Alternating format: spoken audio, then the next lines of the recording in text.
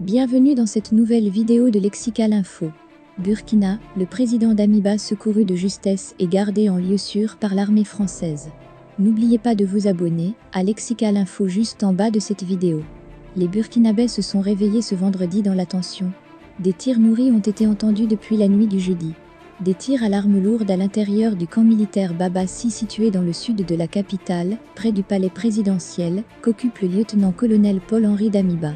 Il n'y dort pas depuis plusieurs mois. Une mutinerie ou tentative de coup d'État au Burkina Faso.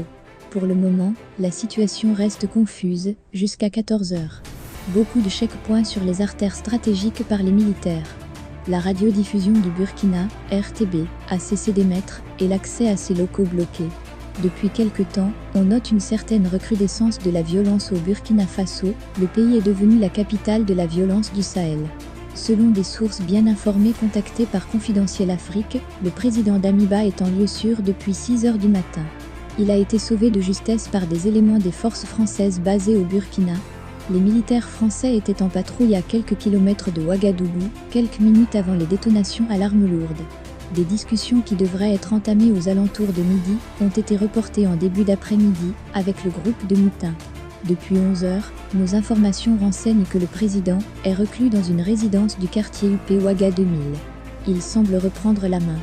Contrairement aux informations, le capitaine Emmanuel Zoungrana ne dirige pas la mutinerie de ce vendredi. En coulisses, on ébruite les noms de 2 officiers pro-russes.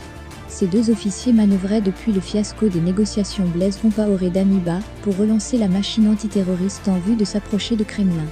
Le lieutenant-colonel Paul-Henri Damiba n'a pas trouvé refuge à l'ambassade de France à Ouagadougou, mais sauvé de justesse par les éléments de l'armée française.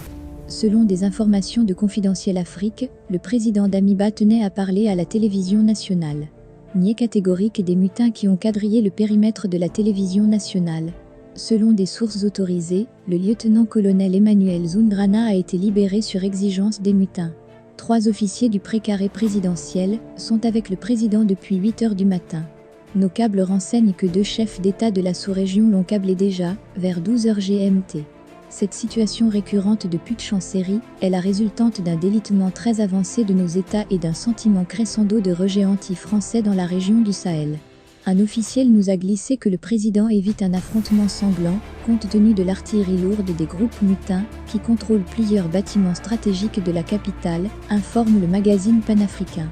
Affaire à suivre, merci pour votre aimable attention, et n'oubliez pas d'activer la cloche de notification pour recevoir les prochaines informations.